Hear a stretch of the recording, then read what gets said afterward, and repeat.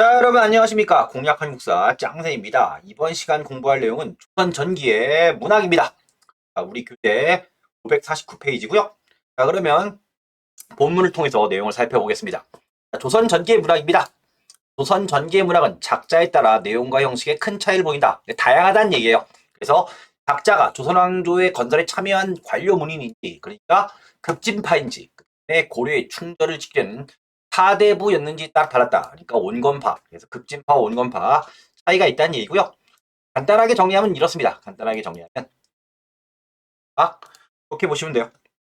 그래서 보시면 급진파, 이 이후에 조선 건국한 다음에 관악파죠. 그래서 관악파의 경우는 대체로 격식, 질서와 조화를 중시하는 편이고요. 자, 다음에 온건파는 살인파죠.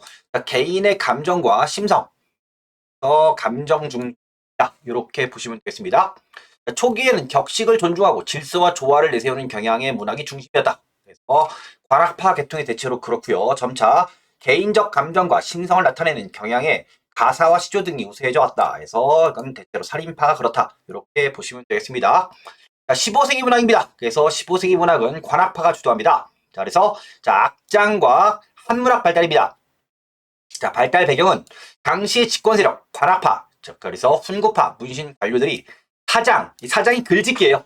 문학적인 글짓기를 중시 여겼다. 이후에 살인파는 사장을 천시합니다. 그래서 관악파와 살인파를 비교할 때 요거 문제를 낼 수 있어요. 자, 그래서 조선을 세우는데 앞장섰던 세력은 주로 악장, 그래서 한문학을 통하여 세왕조의 탄생과 자신의 업적을 찬양하는 한편, 자, 우리 민족의 자주의식을 드러냈다. 이 관악파가 자주의식을 드러냈다는 거 잘 알아두시고요. 자, 그래서 악장입니다.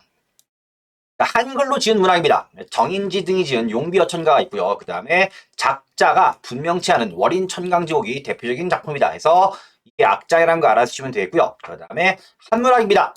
자, 성종대 서거정은 삼국시대 때부터 조선 초기까지 시와 산문 중에서 빼어난 것을 골라 동문서입니다. 자, 그래서 우리의 좋은 문장을 묶어놓은 거죠.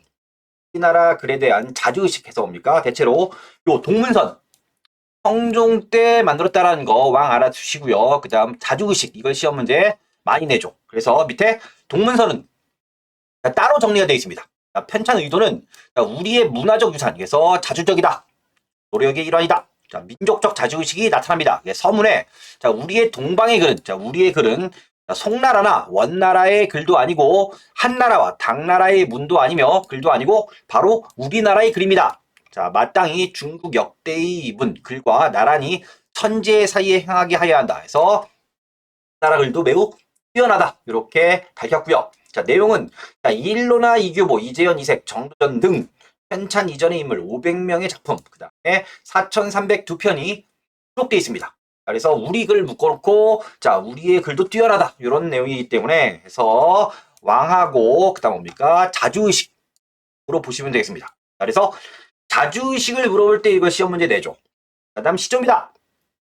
고려 말부터 등장했던 시조는 조선 초기에 이르러 작자에 따라 두 가지 경향입니다. 중앙고관, 건국 초에 패기 넘치는 시조입니다. 그래서 김종서와 남이의 작품이 유명하고요. 그래서 정권에 참여했던 사람들이고요. 그 다음에 제약자, 유기적 충전입니다. 자, 그래서 대체로 온건파죠.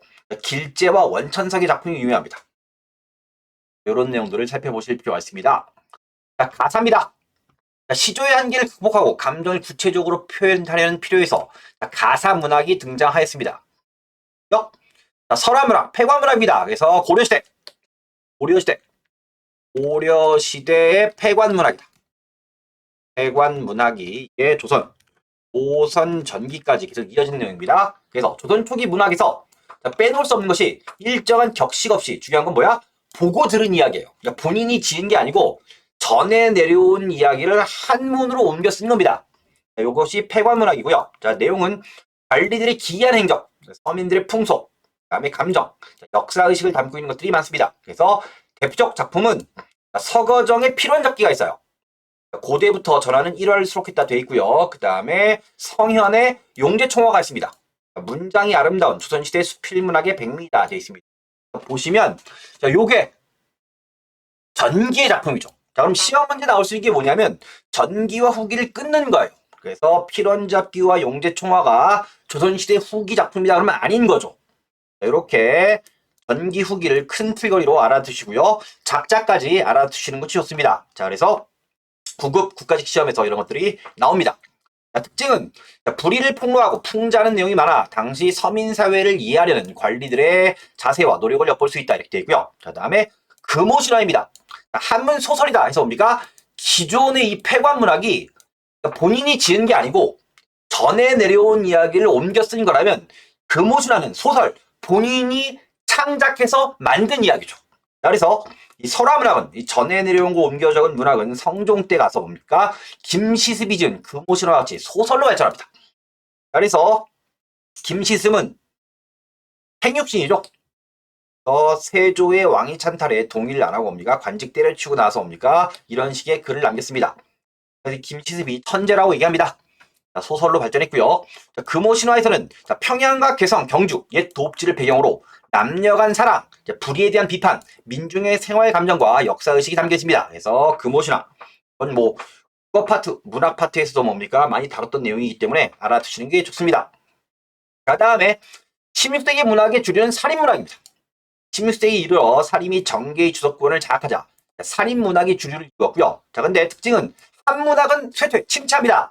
자, 살인 세력이 뭡니까? 글짓기, 예쁘게 글을 꾸미는 사작을 천시, 그 다음에 경악, 유교 경전의 문장을 중시해서 이 시기에는 한문학이 쇠퇴했으나 한문학은 침체했고요. 시조나 가사, 패설, 소설 등 다양한 형식의 문학은 또 발전합니다. 그래서 흥취와 정신, 살인문학은 표현 형식, 그러니까 글의 형식보다는 내용, 흥취와 정신을 중요하게 여겼습니다. 그래서 다양한 주제, 우리나라 산천의 아름다움, 자연 속에 파묻힌 은둔적 생활의 즐거움 등으로 매우 다양했고요. 그 다음에 한시입니다. 침체되긴 했지만 짓기는 한 거예요. 이 시기 한시들은 현실에 대한 비판의식은 줄었으나 높은 격조를 지니고 있다 보시고요. 시조입니다. 조선 초기의 경향에서 벗어나 순수한 인간 본연의 감정을 나타냈고요. 그래서 황진입니다. 남녀 간의 애정과 이별의 정화를 일구었고요. 그 다음에 윤선도입니다. 16세기 살인문학의 전통을 계승한 금입니다. 그래서 윤선도는 실제 활동한 시기는 이제 후기 쪽에서 활동하는데요. 그래서 살인문학의 전통을 계승해서 끌고 나간 거죠. 17세기에 오우가와 어부사시사 등의 작품에서 자연을 버타여 살아가는 여유롭고 자족적인 삶을 표현하기도 했습니다. 그 다음에 가사입니다. 정철입니다. 우리가 앞에 공부한 바에 의하면 어떤 겁니까? 이게 붕당, 선조 때 붕당 간의 다툼이 매우 치열할 때 정철의 경우 뭡니까? 정열이 모반 사건 때 서인으로 동인 쪽, 특히 조식 쪽의 문의를 혹독하게 수사를 해서 뭡니까? 정치적으로 뭡니까? 말이 많았던 인물인데요. 문학적으로는 뛰어난 문인입니다. 그래서 관동별곡, 삼인곡, 송민곡 이 작품들이 뭡니까? 정철의 가사라는 거. 고등학교 때 국어 시간에도 배웠던 내용이죠. 이건 뭡니까? 꼭 알아두시고요. 자, 풍부한 우리말 어휘를 마음껏 구사. 자, 관동 지방의 아름다운 경치와 왕에 대한 충성심을 읊은 것으로 유명하다 이렇게 되어 있습니다. 그 다음에 송순과 박인로 뛰어난 작품을 남겼다고 해요. 그래서 밑에 보시면 정철의 관동별곡 나와 있죠. 자, 강호의 병이 깊어 중림에 누웠더니 쭉 나와 있습니다. 그래서 제가 고등학교 다닐 때 뭡니까? 이거를 국어 시간에 막 외우라고 시켰어요. 통으로. 그 다음에 황진이의 시조 등이 있습니다. 그 다음에 살인문학의 테두리를 벗어난 문학은 뭐냐면 비주류 문학입니다. 비주류 문학이다. 그래서 16세기 살인파의 문학이 주류라면 거기서 좀 벗어난 문학이 어수권입니다. 서울 출신 해서 서울이니까 뭡니까? 아무래도 양반 중인대우죠. 인층 대우를 받기 때문에 좀 뭡니까? 소수자라고 볼 수 있고요. 자, 어수권은 폐관잡기가 있습니다. 문벌제도와 적서차별, 그래서 적자와 서자의 차별, 여기에 대한 폐단을 폭로하기도 했고요. 그 다음에 임대란 작가는 풍자적이고 우적인 시와 산문을 써서 당시 사회의 모순과 유학자들의 존화의식, 그래서 중국 중심적 사고방식을 비판하기도 합니다. 그래서 요 내용은 알아두시고요. 그 다음에 여류문인입니다. 자, 문학의 저변이 확대됨에 따라 여류문인, 그래서 여성 작가들이 많이 나왔고요. 자, 작가는 대표적인 게 신사임당이 있죠. 시, 그림, 글씨, 시서화의 두 누가입니다. 그 다음에 허난설원. 그래서 우리가 알고 있는 건 뭐예요? 자, 홍길동전의 작가인 허난설원. 이 흑윤의 형제죠. 누구예요? 허난설원은 한시로 유명했다. 허난설원 개인 자체는 뭡니까? 굉장히 불우한 삶을 살죠. 뭐 남편에게 사랑받지 못하고 뭐 그렇습니다. 그래서 한시 매우 유명하다. 그래서 알아두시고요. 자, 민담이다. 자, 우리가 뭐 전래동화라고 알고 있는 뭐 그런 내용들이죠. 민담에서는 재미있는 민담이 전승되고 있었다고 합니다. 그래서 이렇게 수학 파트를 살펴봤습니다. 자, 그럼 보시면 문제가 비교적 요즘 좀 까다롭게 나오기 때문에 문제를 좀 살펴보겠습니다. 자, 그래서 보시면 해당하는 내용을 좀 살펴보면 요런 내용이 있습니다. 자, 다음 두 시조의 대상이 되는 지역입니다. 그래서 뭡니까? 지역을 묻는 문제입니다. 지역을 있습니다. 그래서 다음 두 시조의 대상이 되는 지역이다. 그래서 여러분 국사 시험에서 뭐 지역을 묻는 문제, 뭐 개성이나 평양이나 이렇게 물어볼 수 있어요. 자, 그래서 자 500년 도읍지, 자 필마로 돌아드니 산천은 의과대 인거는 간디없다. 그래서 500년 도읍지가 어디일까? 그럼 압축되는 게 개성 아니면 한양인데 뭐 길제니까 뭡니까? 길제니까 여기 뭡니까? 여기 있는 도읍지는 개성이죠. 개성입니다. 개경이고요. 자, 흥망이 유수하니 만월대, 개경의 만월대죠. 배경의 궁궐터입니다. 원천석의 작품이다. 라고 해서 뭡니까? 길제와 원천석 어떤 거예요? 고려의 충성을 바친 뭐 그러한 사대부들이다. 이렇게 보시고 그래서 개성입니다. 그래서 자, 옳지 않은 겁니다. 자, 6.25 전쟁의 휴전회담이 개성에서 열려요. 그 다음에 마무리를 판문점에서 마무리를 지은 거죠. 자, 조선 후기의 이 상인들은 송상, 조선시대 후기에 배울 내용인데요. 송상입니다. 송상. 그래서 개성상인입니다. 자, 남북 합작 공단이 들어서는 개성공단이 조성되기도 했죠. 그 다음에 북한은 단군의 능이 이곳에서 발굴했다고 주장하는 겁니다. 답이 4번이고요. 자, 단군능이 나왔다고 북한이 주장한 지역은 평양입니다. 평양이다. 평양이기 때문에 뭡니까? 대체로 뭡니까? 지역을 많이 묻는 문제는 뭐 개성, 평양 이런 것들 많이 묻는데 자, 개성을 묻는 문제다. 이렇게 이해하시면 되겠습니다. 자, 그 다음에 우리가 풀 문제는 이겁니다. 자, 그러면 조선시대 서거정의 동문선 서문의 일부입니다. 여기에 반영된 문화의식과 동일한 맥락에서 동방의 글로, 의 글로, 송원의 글도 아니고 한당의 글도 아니며 바로 우리나라의 글이다. 라고 해서 뭡니까? 자주성이죠. 자주성.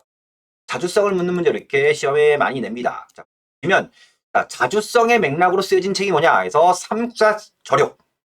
삼국사저료는 역사책인데요. 뭡니까? 관학파가 중심이 되어 만든 역사책으로 우리의 역사를 자주적 입장에서 정리한 책이기 때문에 이게 답이에요. 그 다음에 기자실기 16세기 때 살인파의 중국 중심적인 역사책이죠. 그러니까 이 같은 책입니다. 그래서 관계가 없고요. 가래 집남은 김장생이 쓴 예법서예요.